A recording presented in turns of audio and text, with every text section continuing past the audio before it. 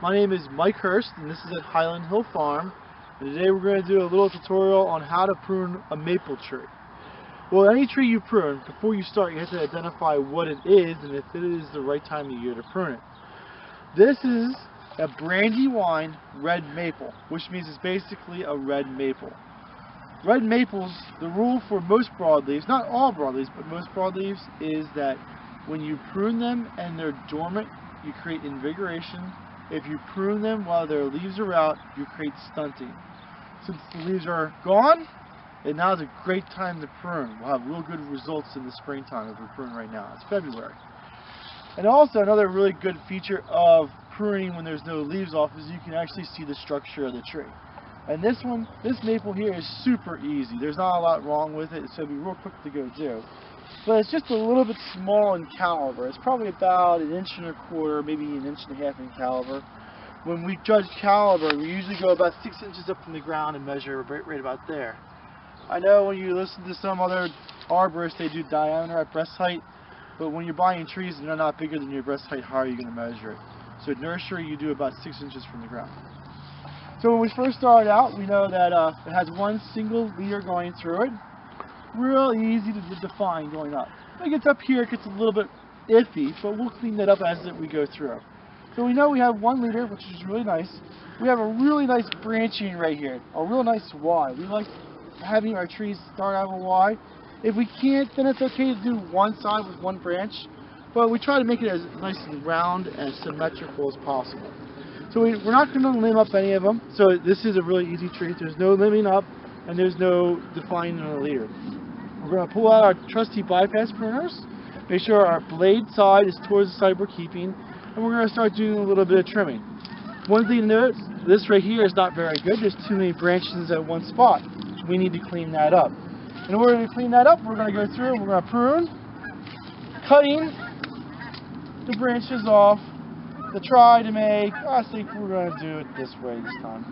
Make one branch going out and then we'll cut it off there. So that's just how we do it. But it has one branch, one going out, and it's not a whole bunch of branching at one spot. Here's another one. We have a whole bunch of branching in one spot. What are we going to do? Well, I'm going to decide we're going to cut this one there. Now, it's going to be a couple years for that to heal over, but it's going to be nice and straight. I really like that. So we're going to prune that, and then we're going to prune that, and we're going to prune that. We have one line going on and off.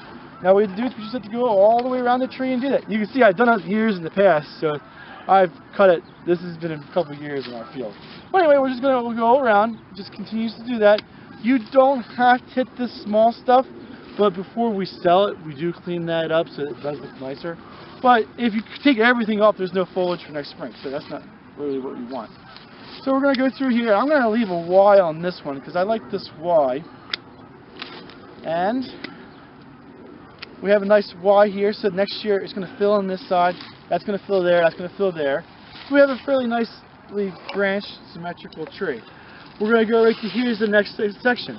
Now imagine in 20 years from now, if you don't prune this, what this tree is going to look like.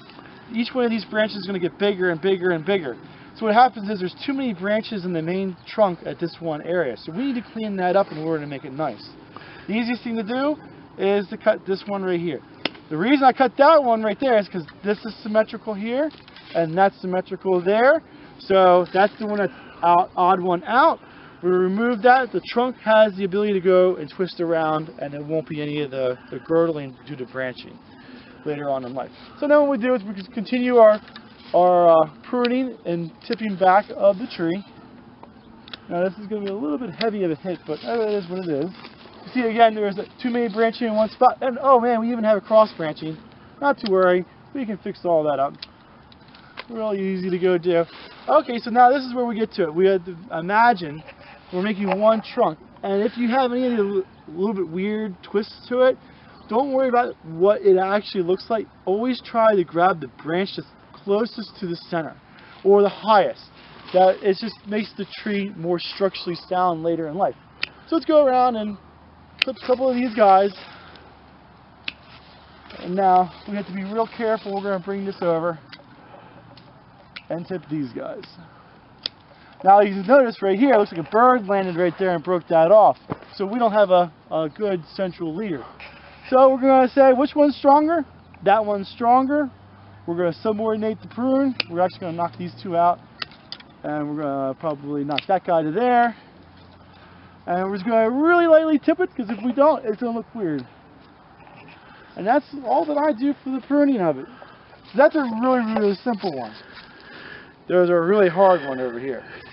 This one here is much harder. And you look at it and go, oh gosh, look at that structure. Ooh. Oh boy. So the first thing I'm going to do is you look at it, step back a little bit. What's going to be the main leader to it?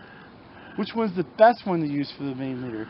You can see there's a Y here, there's a Y there, and a Y there, and a Y there. Well, we always want it to be the highest if we can. So this one's higher than this one, even though this one's bigger. So if we prune this one down, this would be easily overtaken. If you prune this one down, this is still going to be above that, so it has a chance of coming back.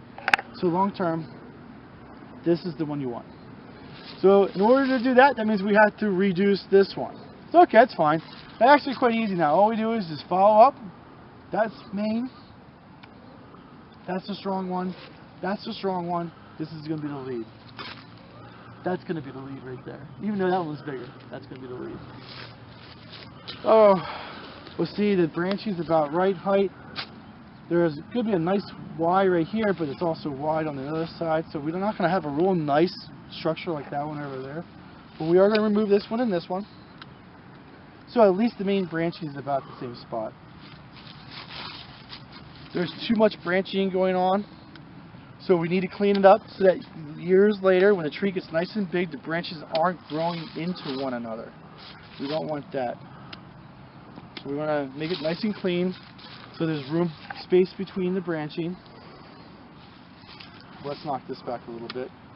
Not too much. This one's going to be hit much harder. Okay.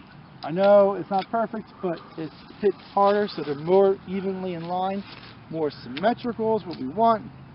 We want a nice looking tree. Whoever is going to buy it, we want to get a nice product as out as possible we can. So we're working our way up. It's not perfect, but it's still a decent tree. I would be quite happy if I got that tree. Now we're going to work up on this limb. We're going to do one limb at a time, going around and making them into a nice looking tree. This one's almost at the size of you would like to sell it. Okay, so we need to do some major pruning on this one now. So this is where it's going to get a little bit rough on the amount that we're going to take off, but we need to take it off in order to make the tree into what we want it to be. And that is a big cut to take off, but we do need to reduce it. And we're going to take that off, and we're going to take that off, with the intent of probably making that into the branch. Ooh, that didn't work out well. So we still have a branch coming up. It is reduced. I don't want that growing too fast. That's the one we want to keep, so we have to do the same one for this one here. Oh, there's a lot of branching here. But that's sometimes what happens with maples. And maples are known for putting a lot of branching out. Actually, I want to cut this.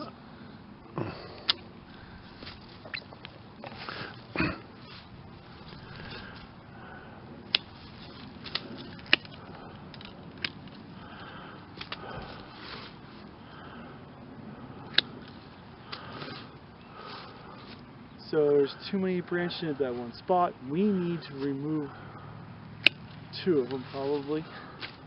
Later on in life it doesn't mess it up too much.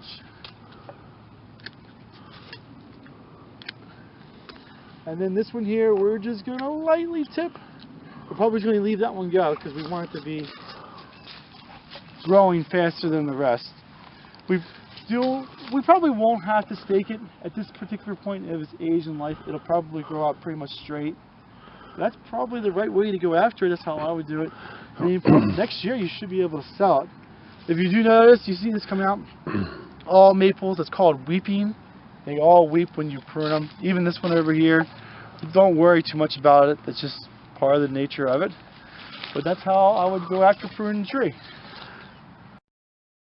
You can call Michael with your tree questions at 267-446-2376.